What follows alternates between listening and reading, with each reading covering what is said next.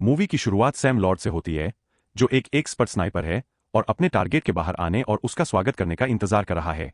इस बीच उसका स्पॉटर केन उससे पूछता है कि क्या वह भगवान में विश्वास करता है, क्योंकि उसे खुद भी अपने विश्वासों पर यकीन नहीं है। सैम ऐसे सवालों पर सोचने के लिए रुकता भी नहीं है। उसकी एकमात्र चिंता अपना काम पूरा करना है।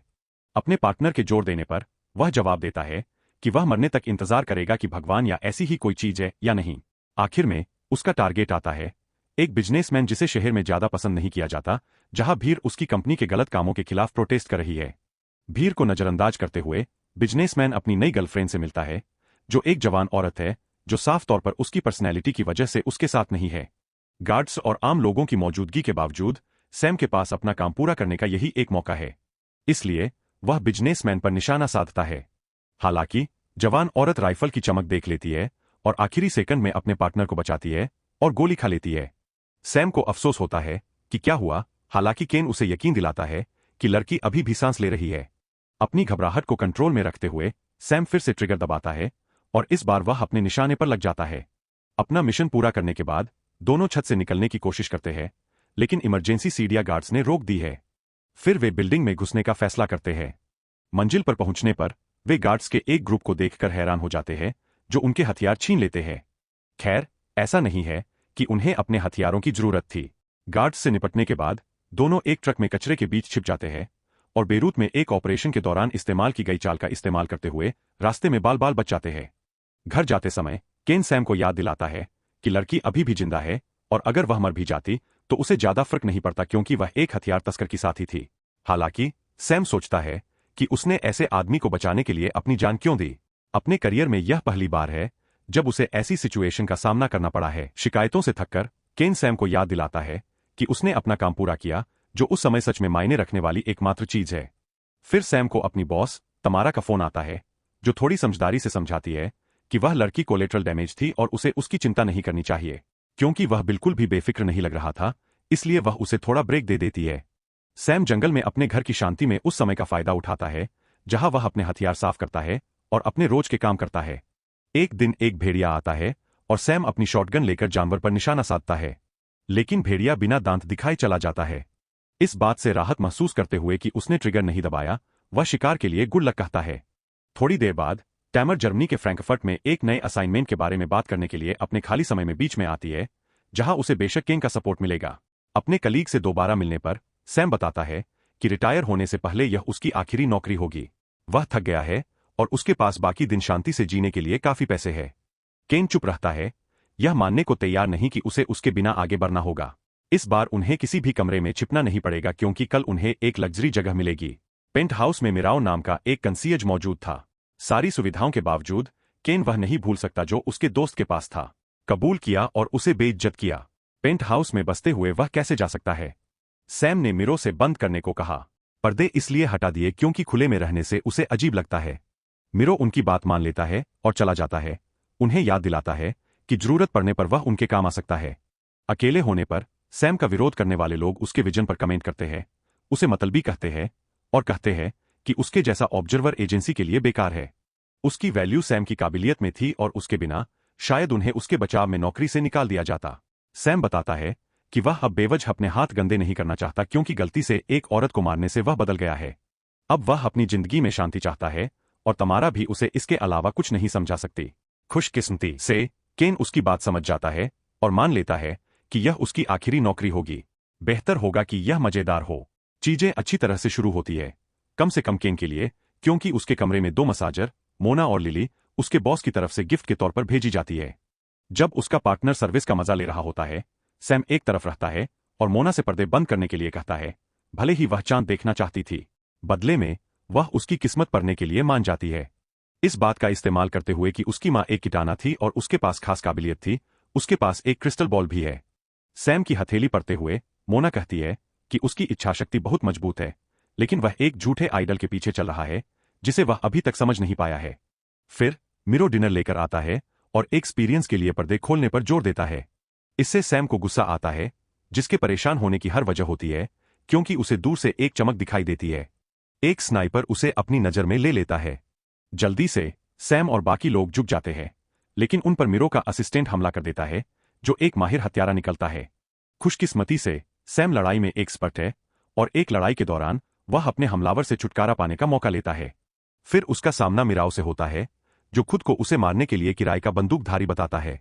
सैम बहादुरी से उसका सामना करता है और पूछता है, तुम किसके लिए काम करते हो, लेकिन हत्यारा वार सहने के बावजूद जवाब देने से मना कर देता है। वॉस से एमकेओ को हराने के बाद सैम अपने पार्टनर के साथ पेंटहाउस के लाइट सोर्स को खत्म करने पर फोकस करता है, ताकि स्नाइपर दुश्मन उन्हें देख न सके, जबकि केन ध्यान से एक फोन निकालता है ताकि पता न चले। सैम यह पक्का करता है कि मसाज करने वाले सुरक्षित रहें। ऐसा लगता है कि मोना को पहले भी ऐसा अनुभव हुआ है, लेकिन लिली को नहीं। फोन सुरक्षित होने के बाद केन तमारा से कांटेक्ट करता है और उसे अपनी सिचुएशन बताता है। यह देखते हुए कि उनकी लोकेशन कॉन्फिडेंशियल थी, यह साफ है कि एजेंसी में कोई भेदिया है जिसने उन्हें धोखा दिया है। तमारा वादा करती है कि वह उनकी मदद के लिए अपने एक एजेंट को भेजेगी, उन्हें बस इंतजार करना होगा और सबसे जरूरी बात यह है कि वे बच जाएं। मोना जल्दी से यह नतीजा निकालती है कि अगर कोई उन्हें मारना चाहता है तो ऐसा इसलिए है क्योंकि उन्होंने बुरे काम किए हैं, और गुस्से में मांग करती है कि वे उसे मरने न दें क्योंकि उसे एक बेटी की देखभाल करनी है। सैम उसे पक्का यकीन दिलाता है कि वह उसकी बेटी को फिर से देखेगा, जिससे आगे बात करने का कोई समय नहीं बचता। दुश्मन स्नाइपर मोना से अपने हमलावर का पता लगाने के लिए अपना आईना दिखाने के लिए कहता है। अचानक मिरो वापस आता है और सैम का केबल से गला घोंटने की कोशिश करता है, लेकिन केन उसे बचाने के लिए दौड़ता है। जोरदार मुक्कों के बाद केन नकली दरबान को खिड़की से बाहर धकेलने में कामयाब हो जाता है। सैम अपनी जान बचाने के लिए केन को धन्यवाद देता है और फिर दुश्मन स्नाइपर की गोली की आवाज सुनाई देती है। क्वीन चुप हो जाती है, उसे गोली लगी है। हालांकि मोना कंफर्म करती है कि वह अभी भी सांस ले रहा है। आईने का इस्तेमाल करके हीरो अपने बॉस को अपने हमलावर की लोकेशन बताता है। कुछ सेकंड बाद तमारा कंफर्म करती है कि वे अब अपनी पनाहगाह छोड़ सकते हैं। मोना, जिसे अभी भी शक है, सैम से अपनी हालत वेरीफाई करने के लिए खुद को एक्सपोज करने की मांग करती है।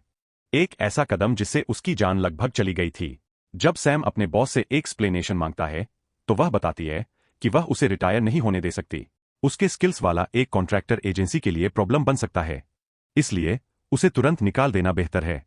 निराश होकर सैम कहता है कि वे कम से कम केन को छोड़ दें, लेकिन बदकिस्मती से वह ऐसा नहीं कर सकता।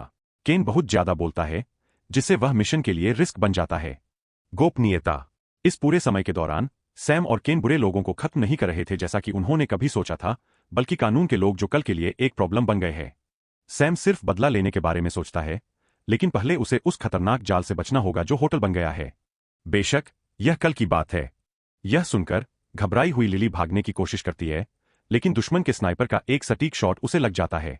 हालांकि लिली अभी भी सांस ले रही है, सैम स्नाइपर का ध्यान भटकाता है ताकि मोना उसे बचा सके। बदकिस्मती से इससे कोई खास फायदा नहीं होता क्योंकि लिली उसकी बाहों में खून से लथपथ हो जाती है। इस टेंशन वाली सिचुएशन में सैम जो भी हाथ में आता है उसका इस्तेमाल करके बैलेंस बनाता है। मोना की क्रिस्टल बॉल से वह पेंटहाउस का मेन कैमरा तोड़ देता है, जिसे तमारा दिखाई नहीं देती। मोना की चिंताओं के बीच सैम कहता है कि उनका सबसे अच्छा ऑप्शन सुबह होने तक इंतजार करना है, जब सूरज उनके और स्नाइपर के बीच खड़ा होगा। वैसे सैम कई बार उसकी जगह पर रहा है और जानता है कि स्नाइपर बहुत गुस्से में होगा क्योंकि यह एक आसान काम होना चाहिए था, लेकिन इसका मतलब यह नहीं है कि वह हार मान लेगा। कदमों की आहट सुनकर सैम बार के पीछे छिपी अपनी राइफल की तरफ कूदता है और अपना हथियार इकट्ठा करना शुरू कर देता है। तभी किराए के सैनिकों का एक ग्रुप पेंटहाउस में घुस आता है। हालांकि वे उसका टारगेट नहीं है। किराए के सैनिक बार पर गोलियां चलाते हैं और जब उनकी गोलियां खत्म हो जाती है तो सैम गोलियों और शॉटगन के धमाकों से उनका बदला चुकाता है। उसी समय आखिरी किराए का सैनिक मोना को बंधक बना लेता है, जिससे सैम को अपनी राइफल धीरे धीरे नीचे करने पर मजबूर होना पड़ता है, जैसे वह सरेंडर कर रहा हो। हालांकि सैम की मुश्किलें खत्म नहीं हुई है, क्योंकि दुश्मन के स्नाइपर्स ऑब्जर्वर ने उसकी जगह ले ली है। वे अभी भी पेंटहाउस में फंसे हुए हैं और टाइम पास करने का इंतजार कर रहे हैं।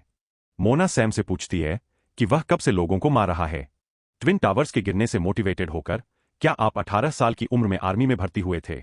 सैम बताता है कि कुछ अलग करने की कोशिश में वह 18 साल की उम्र में मिलिट्री में शामिल हो गया था। 4 साल की सर्विस के बाद वह एक प्राइवेट कंपनी में शामिल हो गया जो नेशनल सिक्योरिटी में काम करती थी, या ऐसा उसे यकीन दिलाया गया था। वहीं उसकी मुलाकात केन से हुई, जो उसका सबसे अच्छा दोस्त था।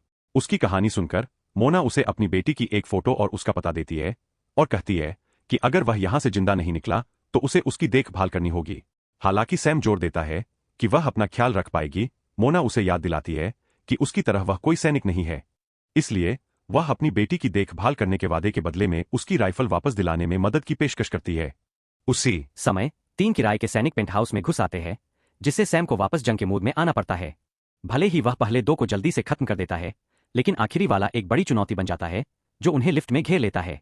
वे आमने सामने की लड़ाई में शामिल हो जाते हैं, जब तक कि सैम को अपनी कमजोरी, अपने ग्रेनेड, नहीं मिल जाते।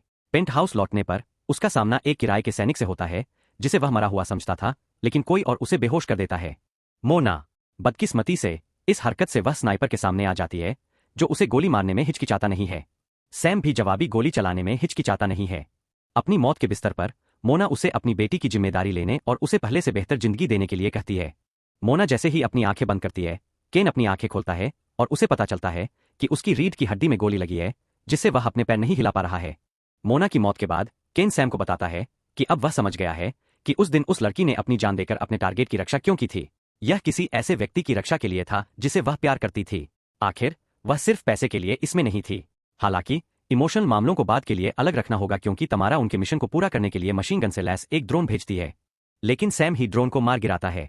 उसके बाद वह केन के साथ लौटता है और पाता है कि केन की मौत हो गई है। जब वह बिस्तर की चादरों से पैराशूट बनाने की कोशिश कर रहा था, तभी भाड़े के सैनिकों का एक झुंड उसकी जगह पर आ रहा था। सैम के पास पैराशूट के साथ खाली जगह में कूदने के अलावा कोई चारा नहीं है, जो किस्मत से इतना अच्छा काम करता है कि उसे एक कूड़े के ट्रक पर उतार देता है। कुछ समय बाद हम डियर को दुबई के लिए अपनी फ्लाइट का इंतजार करते हुए एक एयरपोर्ट पर देखते हैं।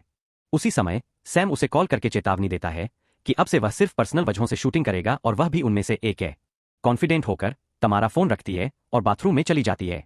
कुछ सेकंड बाद एक सफाई कर्मचारी बाथरूम में आता है, जबकि एक छोटी लड़की एग्जिट एरिया में अपने फोन से खेल रही हो। हंगामे के बावजूद लड़की तब तक नहीं हिलती जब तक कर्मचारी चला नहीं जाता। सरप्राइज, यह सैम है, जो वादे से उसका नया पिता बना है। अगर आप दिलचस्प मूवी रिकैप्स चाहते हैं तो लाइक, शेयर और सब्सक्राइब करें और ज्यादा मूवी रिकैप्स के लिए हमें फॉलो करें।